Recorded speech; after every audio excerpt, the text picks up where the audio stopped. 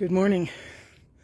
I'm standing beneath one of the most beautiful trees in our neighborhood. I'll show you. These little trees have these little pods, these dark little seed pods that are on there.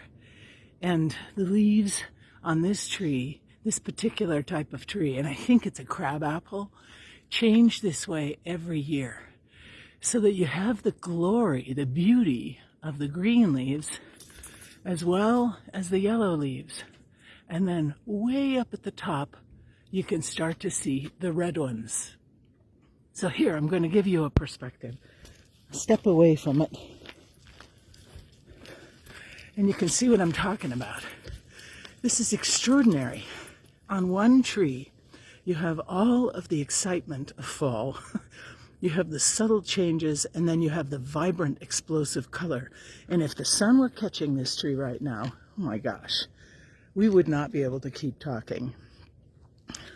So, here we go.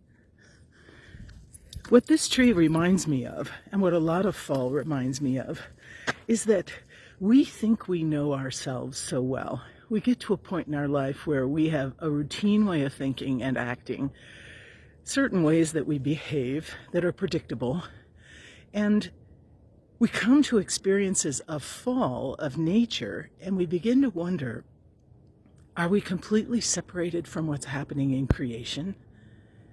What we see at one time in this beautiful tree, and I've shown you this tree twice now since April, once when it was full blossoms and the others when it was solid green, beautiful.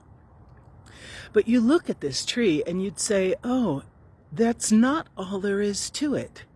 According to the different seasons and times of year, this tree continues to reveal new things about itself to us. And just like with us, are we open to change like creation? Are we open to experiencing new things? We think we know ourselves so perfectly. I just said that. And yet, as we go through life, we experience COVID and other turning point events, marriages, celebrations, elections, different situations that we face ourselves in during the year. Sometimes we think, boy, that surprised me that I thought that way. Oh, that is not typical of me. And the openness that we need to have toward continuing to grow is daily. So how do we do that? One way is to listen to yourself. What's happening within yourself? Are you listening to the nudges of new ways of thinking?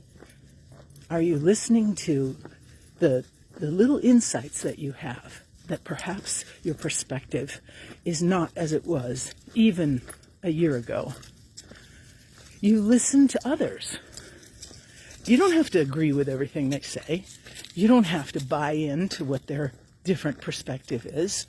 But you listen to them in the sense that do they have one thing that you could gain from, one thing that you could learn, a new way of seeing, or even just one thing to ponder. And then we listen to the divine. What is God trying to say to us? How is God trying to beckon us to growth, to accept ourselves and understand ourselves in ways that we did not know ourselves before? Change is inevitable. And fall reminds us of how beautiful change can be. So our initial response to change often is resistance. Look at that. And then listen. What do you hear deep within your heart? What do you hear from others? What do you hear that beckoning call from God to be? And what's the harm, right? What's the harm? To encounter something new and to be open to how you might change in beautiful ways as well. How you are changing.